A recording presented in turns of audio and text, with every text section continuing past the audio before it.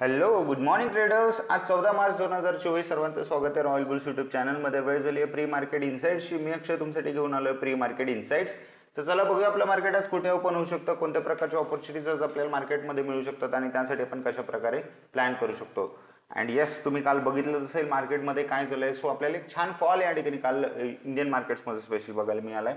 आणि ज्या गोष्टीची आपण काही प्रिव्हियस दिवसांपासून चर्चा करत होतो की थोडंसं आपण इथे सावध असायला हवं की ज्या लेवल्सला सध्या मार्केट ट्रेड करतं ते इथनं कधीही एक करेक्शन येऊ शकतं. आणि ज्या गोष्टीसाठी सर्वांना सावध करत होतो, नक्कीच ती काल तुम्ही बघितलीच असेल. आणि जर तुम्ही इन्साइट्स सिरियसली रोज जर बघत असाल तर नक्की तुम्हाला सुद्धा याचा फायदा झाला असेल किंवा तुम्ही ऑलरेडी पहिलेच थोडंसं सतर्क झाला असाल ते या गोष्टीसाठी आणि तुम्ही त्या गोष्टीसाठी तयारी सुद्धा केली असेल.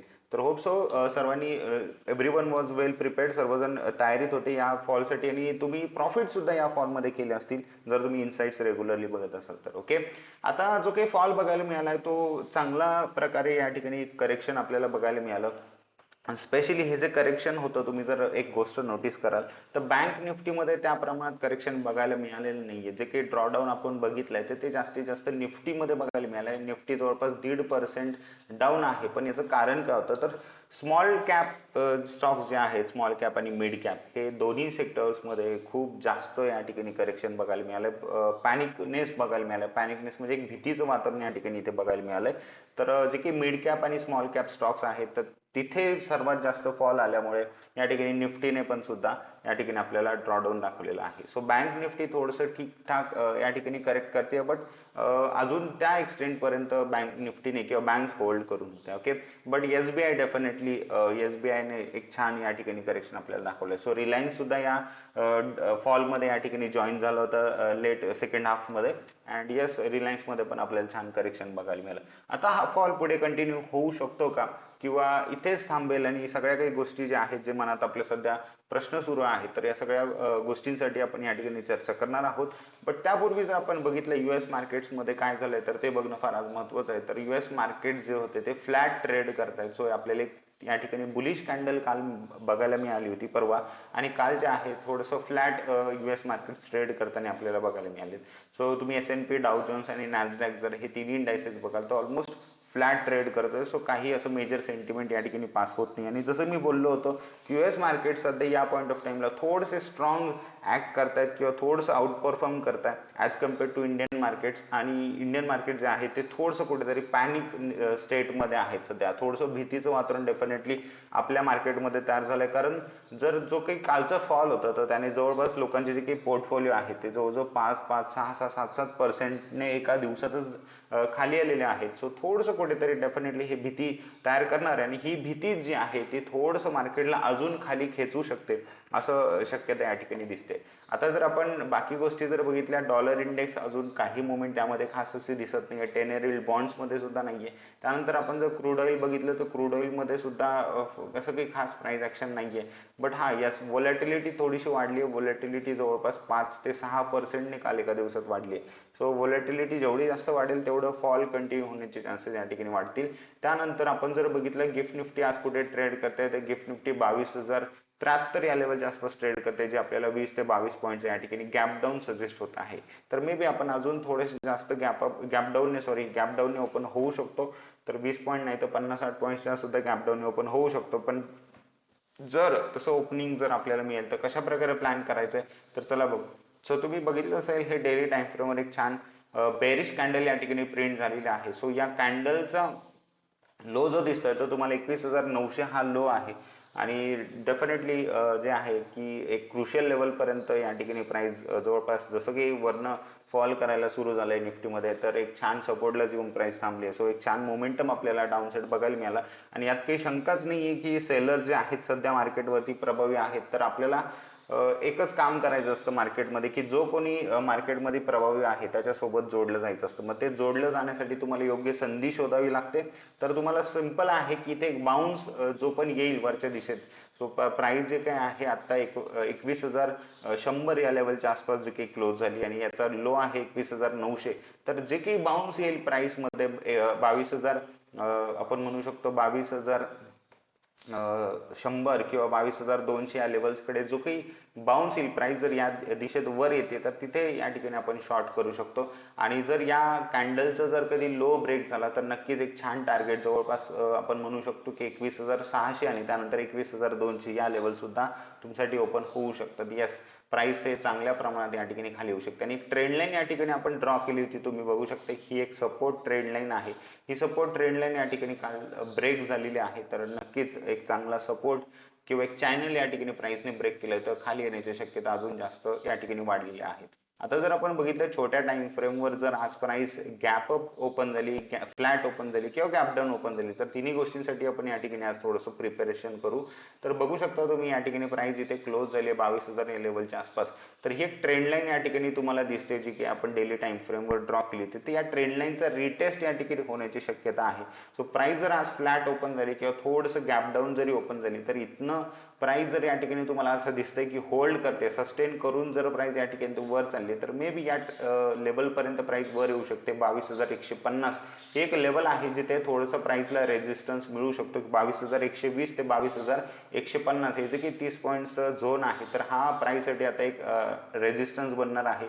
आणि जसं प्राइस इथे येईल या ट्रेंड लाईनला रिटेस्ट करून जर तुम्हाला असं दिसतंय की प्राइसला वर जाण्यासाठी मग थोडंसं एक बुलिश कॅन्डल जे आहेत, पॉवरफुल ग्रीन कॅन्डल्स न मिळता एक छोटे छोटे कॅन्डल जसं तुम्हाला मिळायला सुरुवात झाल्या, समजून घ्या इथे रेजिस्टन्स फेस होतो. आणि जर इथे काही लोअर हाय क्रिएट झाला तर इथे परत तुम्ही शॉर्ट करू शकता आणि तुमचं टार्गेट असेल 21,850, हे खाली तुमचं या ठिकाणी टार्गेट असू शकतं. सो असं एक शॉर्ट जे की बाउन्स येईल वर, प्राइस वर येण्याची वेट करा आणि या ठिकाणी मग तुम्ही शॉर्ट करू शकता. जर तुम्हाला बाउन्स मिळाला नाही, तर प्राइस जर डिरेक्टली गॅप डाऊन ओपन झाली तर काय करायचं, तर प्राइस पहिली जी कॅन्डल असेल जी की गॅप डाऊन करते, तर त्या कॅन्डलचा जर लो ब्रेक झाला, 5 मिनिटची जी काही कॅन्डल असेल त्या कॅन्डलचा जर लो तुटला तर आणि तरच तुम्हाला ट्रेड करायचा. आणि तुमचा स्टॉप लॉस जो असेल तो कॅन्डलचा हाय तुमचा स्टॉप लॉस असेल. अशा प्रकारे तुम्ही या ठिकाणी गॅप डाऊन जर झालं तर कंटिन्युएशन सोबत ट्रेड करू शकता. बट हा, मी हेच सजेस्ट करेल की एक बाउन्स आणि एक योग्य संधीसाठी नक्की वेट करा. डेफिनेटली तुम्हाला एक बाउन्स मिळेल छोटासा.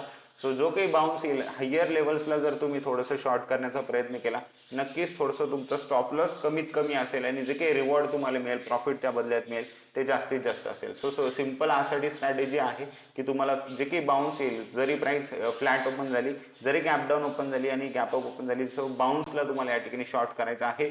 बाय करण्याचा काही विषय येत नाही या ठिकाणी, ट्रेंडच्या विरुद्ध ट्रेड करायचं नाही. बाय आपण आता तेव्हाच करू जर कधी प्राइसने खूप जास्त बुलिश प्राइस ऍक्शन दाखवली आणि 22,300 या लेवलच्या वर जर कधी प्राइसने क्लोज दिला तरच या ठिकाणी बाय करण्याची संधी या ठिकाणी तयार होऊ शकते. तर आता जर थोडंसं आपण काही गोष्टी बघितल्या तर प्राइस जे आहे ते काही पॅटर्न बनवतंय का, तर ते सुद्धा आपण बघितलं पाहिजे. तुम्ही बघू शकता की प्राइस कडे जर बघितलं तर एक हेड अँड शोल्डर सारखं पॅटर्न या ठिकाणी इथे तयार झालं होतं. आणि हे हेड अँड शोल्डर पॅटर्नचं जे आहे ते जवळपास टार्गेट सुद्धा या ठिकाणी मिळाल्यासारखं आहे. जर प्रॉपर जर टार्गेट जर बघितलं तर तुम्ही बघू शकता की हे टार्गेट होतं त्याचं आणि टार्गेट सुद्धा जवळजवळ या ठिकाणी मिळालेला आहे. सो हेड अँड शोल्डर एक छान पॅटर्न या ठिकाणी तयार झालं होतं. आता दुसरी गोष्ट, प्राइस या ठिकाणी जर कधी 21,800 या लेवल पर्यंत जर आली तर एक तुम्ही बघू शकता की या प्रकारचं एक स्ट्रक्चर या ठिकाणी तयार होण्याची शक्यता आहे.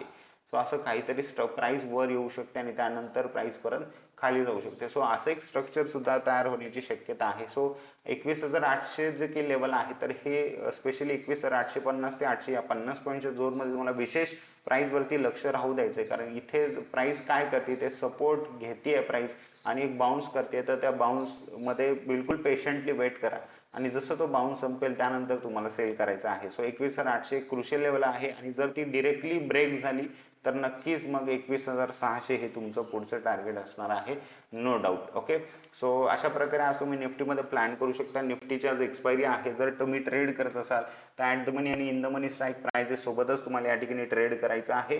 आउट ऑफ द मनी सोबत ट्रेड करू नका. आज व्होलॅटिलिटी जास्त आहे. आउट ऑफ द मनी सोबत जर तुम्ही ट्रेड कराल तर तुम्हाला लॉसेसचे जे आहे चान्सेस जास्त असतील. त्यानंतर जर आपण बँक निफ्टीमध्ये बघितलं काय झालं, तर बँक निफ्टीमध्ये डेफिनेटली 47,000 ही जी लेवल आहे ही एक स्ट्रॉंग सपोर्ट आहे जसं आपण बोललो होतो. बट जोपर्यंत ही लेवल सस्टेन करून आहे किंवा लेवलच्या वर बँक निफ्टी सस्टेन करेल तोपर्यंत ठीक आहे. बट जसं ही लेवलच्या खाली बँक निफ्टी जास्तीत जास्त वेळ सस्टेन करायला सुरू झाली तर मग नक्कीच बँक निफ्टीमध्ये पण थोडंसं आपण डाऊन साईड टार्गेट्स एक्सपेक्ट करू शकतो. आणि पहिली ही एक ट्रेंड लाईन या ठिकाणी ड्रॉ करा. जशी ही ट्रेंड लाईन ब्रेक झाली तर नक्कीच या ठिकाणी जे तुमचे टार्गेट्स आहेत ते 46,000, 45,600 आणि त्यानंतर 44,000 हे टार्गेट्स या ठिकाणी तुमच्यासाठी बँक निफ्टीमध्ये स्पेशली ओपन होतील. सो यस, या गोष्टींसाठी थोडंसं तयार राहा. जे की आपण डिस्कस करत होतो, मार्केट डेफिनेटली खूप छान गेन्स मागील 2 वर्षांमध्ये मार्केटमध्ये आपल्याला बघायला मिळाले. तर नक्कीच मार्केटला जर अजून वर जायचं असेल तर हे एक नेचर आहे प्राइसचं किंवा म्हणू शकतो आपण स्वभाव आहे. तर प्राइसला खाली यावंच लागेल, रिट्रेसमेंट करावंच लागेल तरच या ठिकाणी मार्केट पुढे परफॉर्म करणारे किंवा वर जाऊ शकतं. तर डेफिनेटली हे करेक्शन आहे, बाकी काही नाहीये.